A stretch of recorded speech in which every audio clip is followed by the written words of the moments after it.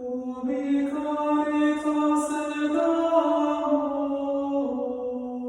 Deus vivies. Bonjour à tous et bravo pour votre persévérance dans ce carême. Alors aujourd'hui, nous ouvrons notre Bible au chapitre 5 de l'Apocalypse et nous accompagnons l'apôtre Saint Jean dans sa vision d'un livre scellé par 7 sceaux. Alors d'abord, que signifie ce livre ?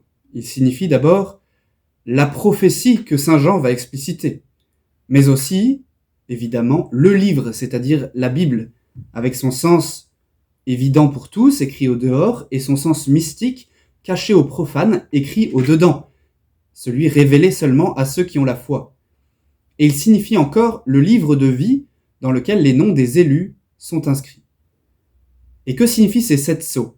Ce sont les mystères de la foi qui concernent Jésus. Jésus a été conçu miraculeusement, est né, a souffert sa passion, est descendu aux enfers, est ressuscité des morts, est monté aux cieux, et il reviendra pour juger les vivants et les morts. C'est donc la foi qui permet de lever le voile, d'ouvrir l'intelligence des Écritures, comme saint Paul le dit des Juifs dans la deuxième épître aux Corinthiens au chapitre 3, « Mais leur entendement s'est obscurci, jusqu'à ce jour en effet lorsqu'on lit l'Ancien Testament, ce même voile demeure, il n'est point retiré, car c'est le Christ qui le fait disparaître, c'est quand on se convertit au Seigneur que le voile est enlevé. » Voilà donc la première grâce que nous pouvons demander aujourd'hui, que le Seigneur, dans sa miséricorde, nous arrache aux ténèbres de notre péché et de notre ignorance, pour éclairer notre intelligence à la lecture de ces Écritures. Aux Colossiens, au chapitre 2, saint Paul dit « Lutter pour que, étroitement rapprochés dans l'amour, ils parviennent à la pleine intelligence du mystère de Dieu et du Christ Jésus, dans lequel se trouvent cachés tous les trésors de la sagesse et de la connaissance. » C'est en Jésus que se trouvent tous ces trésors.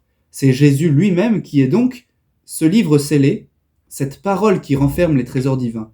Et la condition pour y parvenir, c'est d'être étroitement rapproché dans l'amour, c'est donc la charité fraternelle. Mais alors, personne n'est trouvé digne d'ouvrir, et saint Jean se met à pleurer. Et nous aussi, nous pouvons demander la grâce d'éprouver ce désir douloureux, brûlant, ce manque de l'intervention de Dieu dans notre vie. Car l'amour divin est tout entier miséricorde devant la souffrance de celui qui attend l'interprétation des Écritures et son dévoilement final.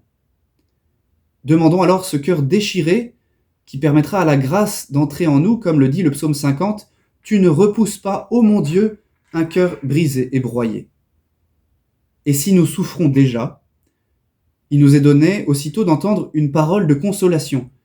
Cette référence au lion de Juda, c'est outre une référence à la bénédiction par Jacob de son fils, une référence à la prophétie d'Isaïe 31, « Comme gronde le lionceau après sa proie, ainsi descendra le Seigneur Dieu des armées pour guerroyer sur Sion, sa colline. » Et pourtant, au lieu de la force d'un lion, c'est la douceur d'un agneau qui vient. C'est pour nous rappeler, bien sûr, l'imitation de l'amour de Dieu qui a vaincu le péché, non par une manifestation éclatante de puissance et de gloire, mais par la douceur et la faiblesse. Voilà donc la troisième grâce que nous pouvons demander aujourd'hui, c'est celle d'imiter Jésus, doux et humble de cœur, pour participer à sa victoire. Ouvrons notre âme à sa douceur, surtout là où nous nous sommes toujours refusés à l'accueillir. Demandons par exemple la force peut-être héroïque de pardonner à tel ami ou membre de la famille qui nous a fait du tort. Encore un mot sur cet agneau divin, debout et égorgé, comme le Christ mort et ressuscité qui ne meurt plus. Comme le Christ dans son Eucharistie qui ne meurt plus, mais nous sommes en présence de son don. Ainsi que le dit saint Paul aux Romains au chapitre 6, « Si nous sommes morts avec le Christ, croyons que nous vivons aussi avec lui, sachant que le Christ, une fois ressuscité des morts, ne meurt plus.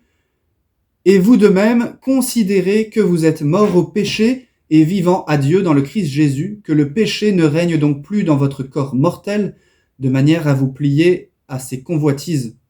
Offrez-vous à Dieu comme des vivants revenus de la mort et faites de vos membres des armes de justice au service de Dieu.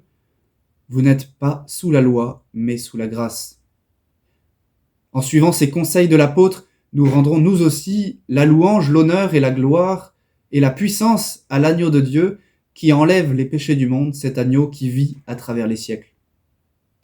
Alors il n'est pas trop tard pour nous ressaisir, trouver peut-être un regain de force, de persévérance pour ces 2 dernières semaines de carême. Prions: Jésus miséricordieux, j'ai confiance en vous. Jésus doux et humble de cœur, rendez mon cœur semblable au vôtre. Amen.